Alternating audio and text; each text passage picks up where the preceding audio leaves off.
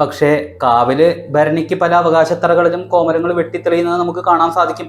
പക്ഷെ യഥാർത്ഥ സ്ഥാനീയൻ അഥവാ അവകാശി എന്ന് പറയുന്നത് ഇതൊക്കെ നടത്താൻ കൊടുങ്ങല്ലൂർ കാവില് വലിയ തമ്പുരാൻ അധികാരപ്പെടുത്തിയ ഒരു വ്യക്തിയുണ്ട്, അല്ലെങ്കിൽ ഒരു സ്ഥാനമുണ്ട്.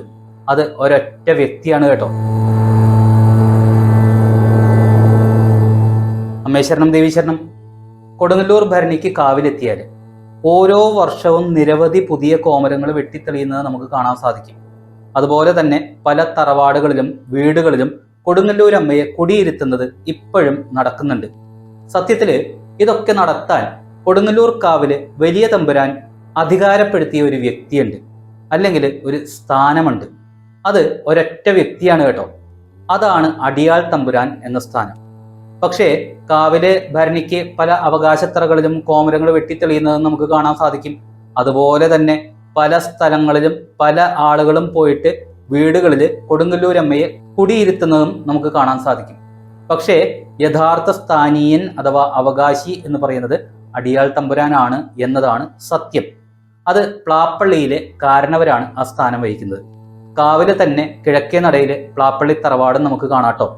ഇപ്പോൾ ആ സ്ഥാനം വഹിക്കുന്നത് ശ്രീ ശങ്കരൻകുട്ടി പണിക്കരാണ്. അപ്പോൾ അവരുടെ തറവാടിനെ കുറിച്ചും അവകാശങ്ങളെക്കുറിച്ചും അദ്ദേഹം തന്നെ കൂടുതൽ വിശദമായിട്ട് പറയും. പ്ലാപ്പള്ളി തറവാടിൽ നിന്നുമുള്ള വടക്കേടത്ത് നിന്നുള്ള ആദ്യത്തെ കോമരമായിരുന്നത് ഒരു ഗോപാല പണിക്കരായിരുന്നു. അദ്ദേഹമാണ് ഏറ്റവും കുറവ് കാലം അവിടെ ഇത് നടത്തിയിട്ടുള്ളത്. പിന്നീട് വന്നത് പരമേശ്വര പണിക്കർ. പരമേശ്വര പണിക്കനും അധികകാലം ഒന്നും ഉണ്ടായില്ല, എന്നാലും നല്ല ഭംഗിയായിട്ട് കാര്യങ്ങളൊക്കെ കൊണ്ടുവരുന്നുണ്ടായിരുന്നു. പിന്നെ ഏറ്റവും അതിഗംഭീരമായ ഒരു ശക്തമായ പൂജാതിവിധി കർമ്മങ്ങളും എല്ലാം നടത്തി നല്ല രീതിയിൽ ഒരു പ്രൗഢി ഗാംഭീര്യത്തോടെ അവിടെ അടിയാൾ തമ്പുരാൻ സ്ഥാനം വഹിച്ചു വന്നത് ശ്രീ സേതുമാധവ പണിക്കരാണ്. അദ്ദേഹം 2011 മരണപ്പെട്ടതിൻ്റെ അടിസ്ഥാനത്തിൽ ആ കുടുംബത്തെ പിന്നെ ആ തായ്വഴിയിൽ അനന്തരാവകാശിയായി പിന്നെ ഏക വ്യക്തി ശ്രീ രാജൻ പണിക്കരായിരുന്നു. അദ്ദേഹത്തിന് അസുഖവും കാഴ്ചശക്തിയുടെ കുറവുമൊക്കെ കാരണം അത് കൊണ്ടുനടക്കാൻ പ്രാപ്തൻ അല്ലാതെ വന്നപ്പോഴാണ് എന്നിൽ ഈ സ്ഥാനം ചാർത്തപ്പെട്ടത്.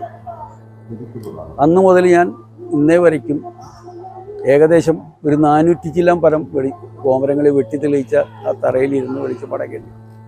അപ്പോൾ ഞങ്ങൾ ഉത്രട്ടാതി കോഴിക്കൽ മൂടി ഉത്രട്ടാതി ആ പ്ലാപ്പള്ളി തറവാടിയിൽ നിന്ന് വാളുമായിട്ട് നമ്മളുടെ കോഴിക്കല്ലിന് പടിഞ്ഞാറ് വശത്തുള്ള ആൽത്തറ നമ്പർ 14 നമ്പർ ആൽത്തറയിൽ ഉപവിഷ്ടനാവുകയും രാവിലെ 10 മണി മുതൽ അവിടെ ഉപവിഷ്ടനായാൽ പിന്നെ അവിടുന്ന് ഇറങ്ങാൻ പാടില്ല എന്നാണ് ചടങ്ങ്. പിന്നെ അവിടെ വരുന്ന ഭക്തർക്കെല്ലാം ആശീർവാദം കൊടുക്കുകയും അവരുടെ സങ്കടങ്ങൾ കേൾക്കുകയും അവർക്ക് അനുഗ്രഹങ്ങൾ കൊടുക്കുകയും ആണ് ചെയ്തിരുന്നത്. ഭക്തർ നമ്മൾ ഈ സ്ഥാനത്ത് ഇരിക്കുമ്പോൾ തന്നെ വരുന്ന ഭക്തരുടെ സങ്കടവും അവർക്ക് എന്താണ് അവരുടെ ആവശ്യം എന്ന് അറിഞ്ഞ് അവരെ ഉപദേശിച്ച് ഈ അനൗപചാരികമായിട്ട് നടക്കുന്ന ക്രിയകളും കർമ്മത്തിൽ നിന്നെല്ലാം അവരെ വ്യതിചലിപ്പിച്ചും അവർക്ക് നല്ല ജീവിതവും ഒരു ആത്മസംതൃപ്തിയും സംതൃപ്തിയും കിട്ടുന്ന രീതിയിൽ അവരെ ജീവിക്കാൻ അനുവദിക്കാൻ വേണ്ട സഹായം ചെയ്തു കൊടുക്കുക എന്നുള്ളത് ഈ വ്യക്തിക്ക് ചെയ്യാവുന്ന നല്ല കാര്യങ്ങളാണ്. ആ ജോലിയാണ് ഇപ്പോൾ നമ്മൾ ചെയ്തുകൊണ്ടിരിക്കുന്നത്. അപ്പോൾ പ്ലാപ്പള്ളി തറവാടിൻ്റെ അവകാശങ്ങൾ പിന്നീട് ഉത്സവകാലങ്ങളിൽ പ്ലാപ്പള്ളി തറവാട്ടിലെ സ്ത്രീകളെല്ലാം തന്നെ വെളുപ്പാങ്കാലത്ത് ഉത്സവത്തിന് കുത്തുവിളക്കും ആഭരണങ്ങളൊക്കെ അണിഞ്ഞുകൊണ്ടും ഭഗവതിയുടെ വരവിനെ കുത്തുവിളക്ക് പിടിച്ച് എതിരേൽക്കണം. പിന്നെ എല്ലാവിധ ക്ഷേത്രത്തിലെ ഇതുമായി ബന്ധപ്പെട്ട എല്ലാ ചടങ്ങുകൾക്കും അവർക്ക് ഈ പ്ലാപ്പള്ളി തറവാട്ടുകാർക്ക് എല്ലാവർക്കും ഒരു കുഞ്ഞുകുട്ടി ആപാലവൃത്തും ജനങ്ങൾക്കും ഒരു 2 രൂപ വെച്ച് നിന്നും അവർക്ക് സദ്യക്ക് 2 രൂപയാണ് കൊടുക്കുന്നത്. ഒരു കുട്ടിക്ക് താലപ്പൊലിക്ക് 2 രൂപ വെച്ചിട്ട് ആ കുടുംബങ്ങൾക്കൊക്കെ ഇന്നും കൊടുക്കുന്നുണ്ട്. അവർ 2 രൂപ വെച്ചാണ് കൊടുക്കണേ. അങ്ങനെ ഒരുപാട് അവകാശങ്ങളുള്ള ഒരു വലിയ കുടുംബമാണ് ഈ പ്ലാപ്പള്ളി തറവാട്.